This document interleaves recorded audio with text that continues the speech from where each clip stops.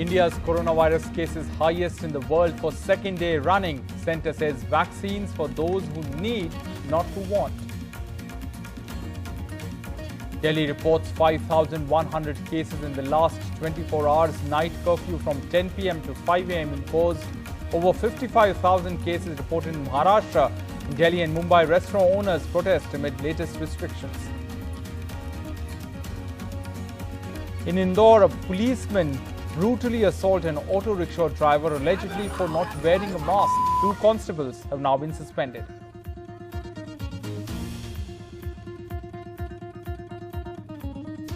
Amid rising COVID cases, now concern over board exams, with many students demanding cancellation of offline papers or a postponement for now. Tamil Nadu, Kerala and Puducherry vote in the south. Tamil superstars vote. COVID-positive DMK MP votes in a PPE suit. Kerala Chief Minister says Lord Ayyappa supports the left front. An International Monetary Fund ups India's growth forecast to 12.5% this year. The forecast was made before India's latest COVID surge.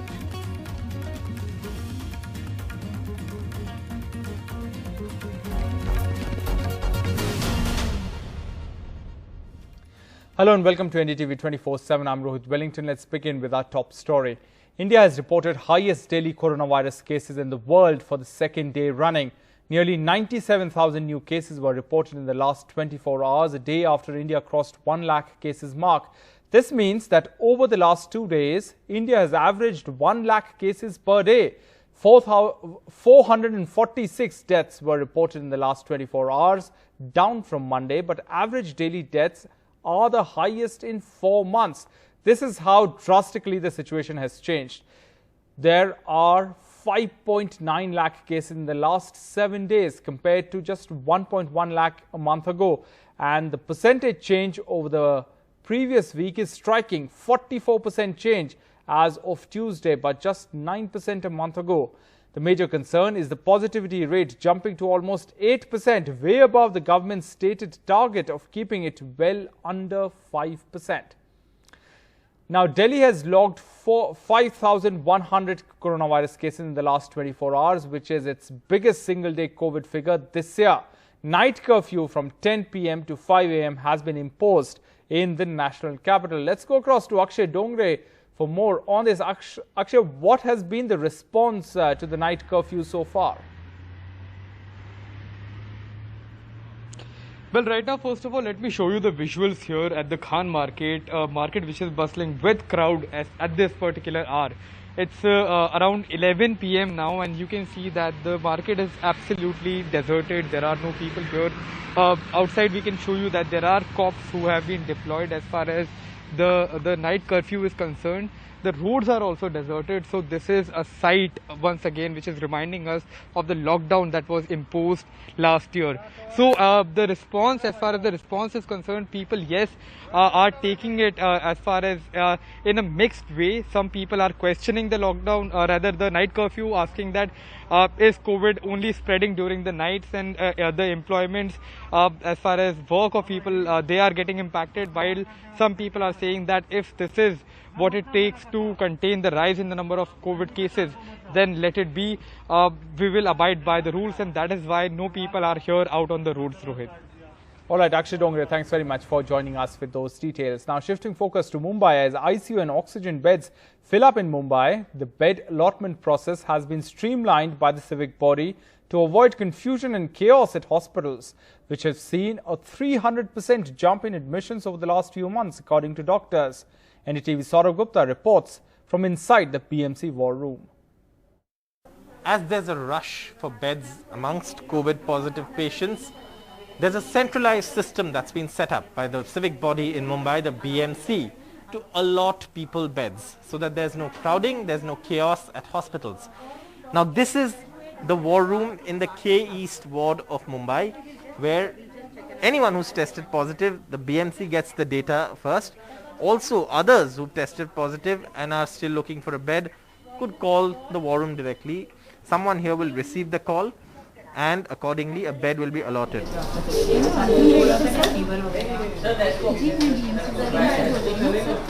24 ward war rooms running 24/7 in Mumbai. If you need a bed, the ward war room is where you need to call. We get line list, positive patient line list twice a day from ICMR. Morning list has come and now bed allotment is going on. As per Municipal Commissioner, Honorable Municipal Commissioner Mr. Chahal sir, he has come out with a circular that any sort of bed booking has to be through war room only. This ward war room also handles the airport, and patients tested at the airport are also allotted beds. Once the patient calls here in war room, my teachers take down the case history for them. Okay, we get all the data. They come to me, and we we do the triage for the patients. Like Europe, South Africa, Brazil, they come to airport, and after that we quarantine them to the hotel facilities for 7 days. After 7 days we do their test. On the 7th day itself, whether their report comes negative, then we advise them to for next 7 days for home isolation, and if it is positive, we directly shift them to the hospitals. Depending on the specific need of the patient, a bed is allotted, or they are advised home isolation or home quarantine, whatever may apply in their case. And that's how actually the BMC's bed management is happening centrally in Mumbai at a time when there is a rush for beds. In Mumbai with camera person Sanjay Mandal, Saurabh Gupta, NDTV. Now, amid rising coronavirus cases, many students who will be appearing in Class 10 and Class 12 board examinations are demanding cancellation of offline papers or a postponement for now. Saurabh Shukla reports. The second wave of the COVID pandemic in India, a big worry for 16-year-old Aryan Kohli, a student of Delhi's GD Goenka Public School, with his Class 10 board exams, likely a pen and paper affair just a month away. जैसे आजकल कभी भी fever हो जाता है तो लगता है कि अब तो कोरोना हो गया, तो एग्जाम्स को लेकर तो यही है कि डर तो बना हुआ है, हर जगह जाओगे कहीं भी जाओ आजकल डर तो लग ही रहा है, बट एक मजबूरी है कि बोर्ड्स के एग्जाम है तो देने पड़ेंगे. Like Aryan, his parents and lakhs of other parents and students across the country are worried too. हम एज अ पेरेंट बहुत ज़्यादा वरिड हैं, बच्चे बहुत चिंता है हमें इस चीज़ की कि कैसे होएगा. अभी बच्चे के प्री बोर्ड्स हो रहे हैं, अभी स्कूल में प्रैक्टिकल्स हुए हैं, फाइनल प्रैक्टिकल्स. डर लगता है कि बच्चा प्री बोर्ड देने जा रहा है. हम भी डरते हैं जब घर आता है वापस, चलो अब तुम जल्दी से नहा लो, हाथ धोए, सैनिटाइज़र साथ भेजते हैं. अब वो चीज़ें कितनी तक उसको बचाएंगी कह नहीं सकते. क्लासेस तक बच्चे ने ऑनलाइन लिया और हर बच्चे ने पढ़ाई ऑनलाइन करी है, तो फिर ऑनलाइन एग्जाम कराने में क्या प्रॉब्लम है? The big question, would an online examination have been better this year? And could the government have readied infrastructure for a virtual exam across the country? Last year, while exams in some subjects for both classes 10 and 12 took place, others had to be called off as the pandemic raged. After the Supreme Court intervened, assessment for students was done by taking an average of already conducted exams. Most difficult part in this whole scenario is that the students like Aryan, they are taking double pressure. The pressure of board examinations, and apart from that, pressure of COVID as well.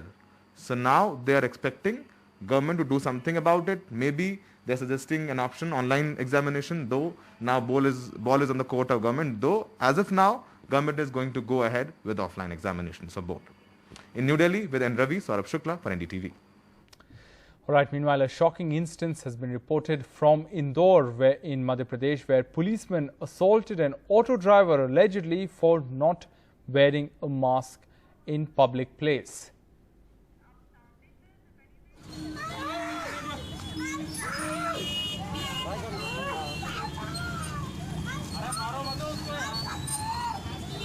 All right, let's go across to Anurag Dwari for more on this. Anurag, this is a shocking incident. Give us the details of what happened.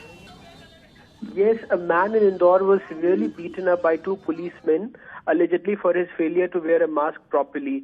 This guy, Krishna Kher, a 35-year-old auto rickshaw driver, had slipped down his nose when he was on his way to meet his ailing father in a hospital. But then two policemen caught him on the road and demanded that he come to the police station. When he refused, they started beating him up, and a cell phone video taken by a bystander shows them kicking and punching the man mercilessly as he lay on the ground, trying to shield himself. His young son, who was accompanying him, kept screaming for help. The assault took place in the middle of a road in broad daylight, but The bystanders stopped there and clicked photos. No one came to help him.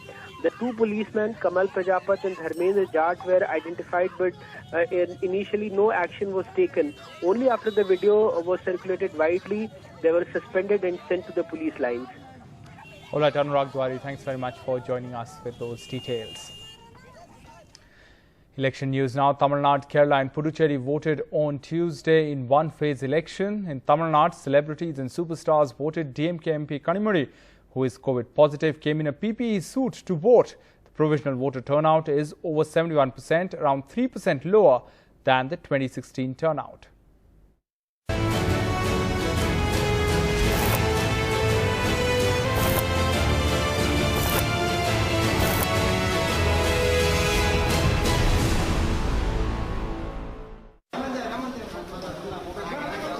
From a chief minister trying to hold on to power and to his party, to an opposition leader who cannot afford to wait out another term out of power.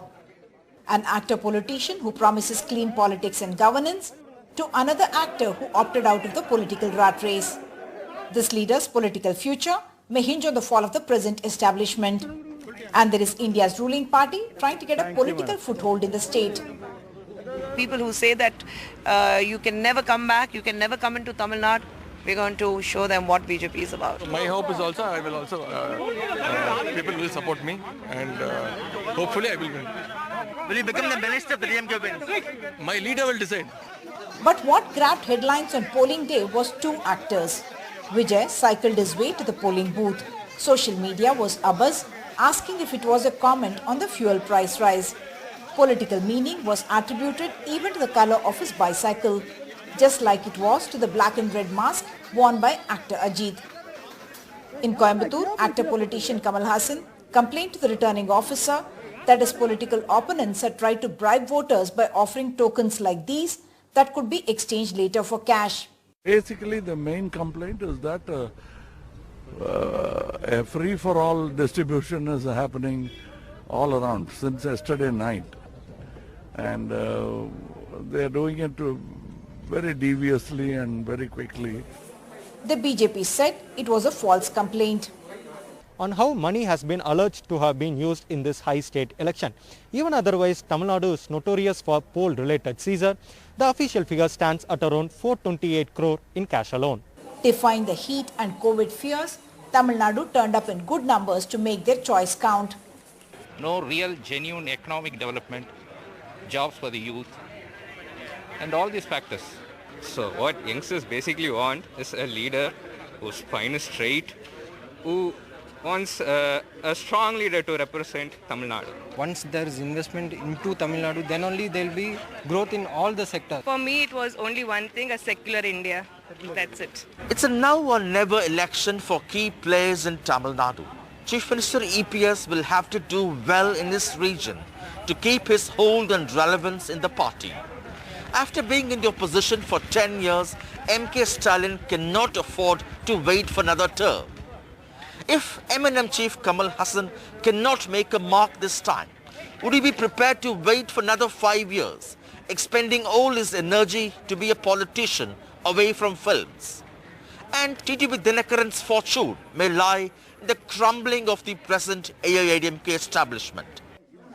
This image of Kanimuri voting in a PPE kit in the last 1 hour of polling, set aside for those who have tested positive, a reflection of elections in COVID times. With Sam Daniel in Chennai and Arvind Gunashekar in Coimbatore, Uma Sudhir, NDTV. Meanwhile, in Kerala, Sabrimala became a poll issue with sitting Chief Minister Pinarayi Vijayan and Congress leader Ramesh Chennithala exchanging shots over who will win the favour of the deity of the hill shrine, Lord Ayyappa. അയ്യപ്പനും ഈ നാട്ടിലെ എല്ലാ ദേവഗണങ്ങളും മറ്റ് മുഴുവൻ വിശ്വാസികളുടെ ആരാധനാമൂർത്തികളും ഈ സർക്കാരിനോടൊപ്പമാണ്. ഇപ്പോൾ ജനങ്ങൾക്ക് ഗുണം ചെയ്യുന്നവരുടെ കൂടെയാണ് എല്ലാ കാലത്തും ഈ പറയുന്ന എല്ലാ ദേവഗണങ്ങളും. ഇപ്പോൾ നിരീശ്വരവാദിയായ പിണറായി വിജയൻ അയ്യപ്പന്റെ കാല് പിടിക്കുന്നു എന്നുള്ളതാണോ ഇതിൽ നിന്ന് മനസ്സിലാക്കേണ്ടത്? അയ്യപ്പ ഭക്തന്മാരുടെ വികാരങ്ങളെ ചവിട്ടി മെതിച്ച ഒരു മുഖ്യമന്ത്രിയോട് അയ്യപ്പനും പൊറുക്കില്ല, അയ്യപ്പ വിശ്വാസികളും പൊറുക്കില്ല.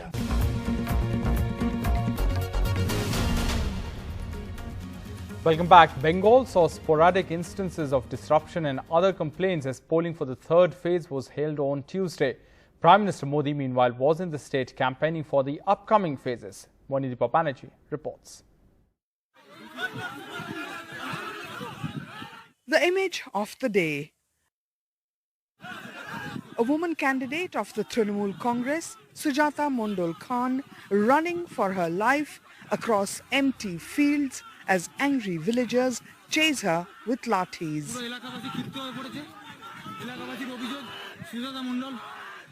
She claims she was trying to ensure voters are not stopped by BJP from voting. BJP claims she misbehaved with villagers.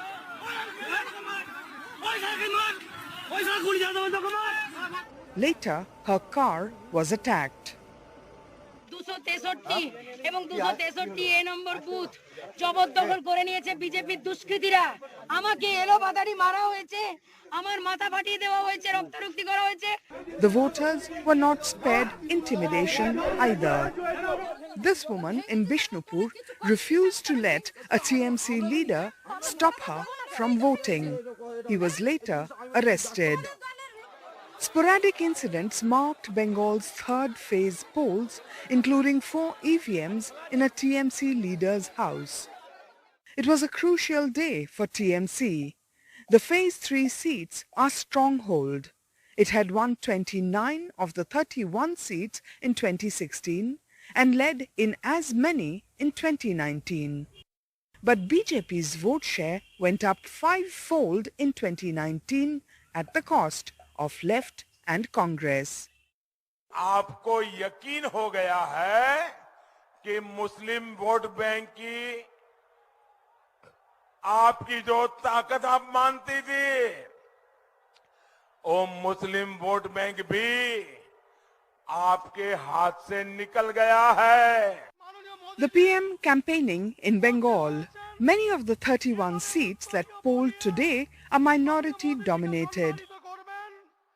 The Left and Congress partner, ISF, led by the popular Muslim cleric Pirzada Abbas Siddiqui, had 8 candidates fighting today to split minority votes, Mamata Banerjee has claimed. Please see how Bengal, how central government is misusing their democratic power, how they are confusing the people and how they are beating the people, how they are killing the people and how they are running the election through goons and guns. Narendra Modi এত দূর গেছে প্রতি ইলেকশনের দিন আসে আর meeting করে ভাষণ দেয় আর বলে দিদি দিদি ব্যাঙাচি জানেন তো ব্যাঙাচি ব্যাঙের বাচ্চাকে বলি ব্যাঙাচি আর ওরা দেয় ভাঙাচি ভ্যাঙাচি মানে আমাকে ভ্যাঙাচ্ছে আমাকে যত ভ্যাঙাবে আমি তত খুশি তার মানে আমার ইম্পর্টেন্স আছে বলেই তো ভাঙাচ্ছ না না হলে তুমি কেন ভাঙাবে Of 294 seats in the Bengal Assembly, votes have been cast for 91 so far. 203 seats left to go in a battle that promises to get deadlier by the phase. With G.D. Shankar, Monideepa Banerjee, NDTV. Now, the third and final phase of polls in Assam registered a voter turnout of around 82%. This time it was the lower Assam region that voted. Ratnadeep Chaudhary and Sanjay Chakravarti report.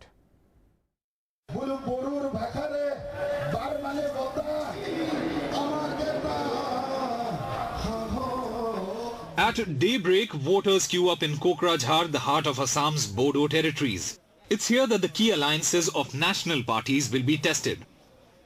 The Congress is counting on its new alliance with this man, Bodo leader and former militant Hagrama Mohilari, who walked out of the NDA into the Congress Mahajot. Election crucial हो सकता है लेकिन public mandate हमारे पास है हम ही जीतेंगे महाजोधी सरकार बनाएंगे किंग मेकर तो पहले से ही है हम The BJP has a new Bodo ally, Pramod Bodo. In a region rocked by unrest, voters spoke of peace.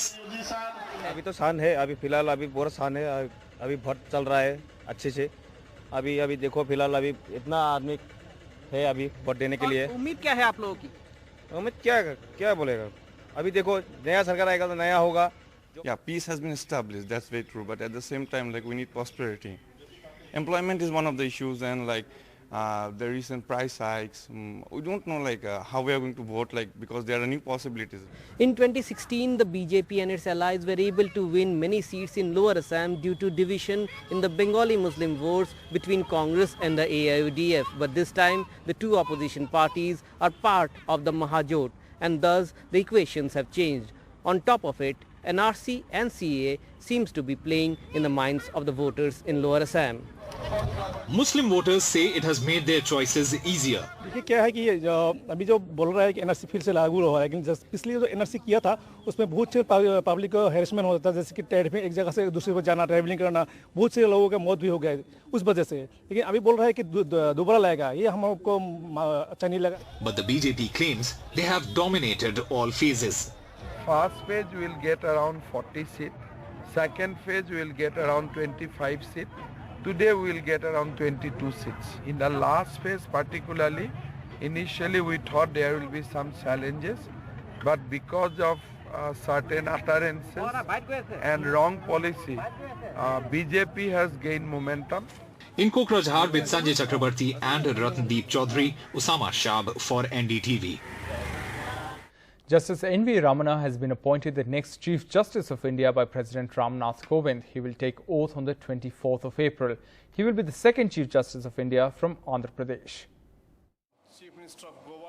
Born in an agricultural family in Andhra Pradesh's Krishna district, the first-generation lawyer NV Ramana will be the next Chief Justice of India. He will be sworn in as 48th Chief Justice of India on April 24th. After the present incumbent, Justice S.A. Bobde retires. He became a judge in 2000 in the Andhra Pradesh High Court, then Chief Justice of the Delhi High Court, before being elevated to the top court in 2014. Shaping of the history of India. Justice Ramana has been part of recent significant rulings. On 4G internet ban in Jammu and Kashmir, Justice Ramana said, "Right to freedom of speech and expression over the internet is a fundamental right. Right to information and right to privacy are at an equal footing. There is no requirement to take a prior view that one right trumps other."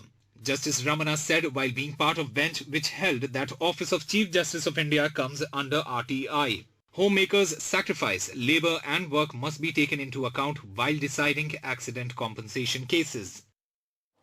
In a recent event at Goa, Justice Ramana emphasized the need for modernizing the infrastructure.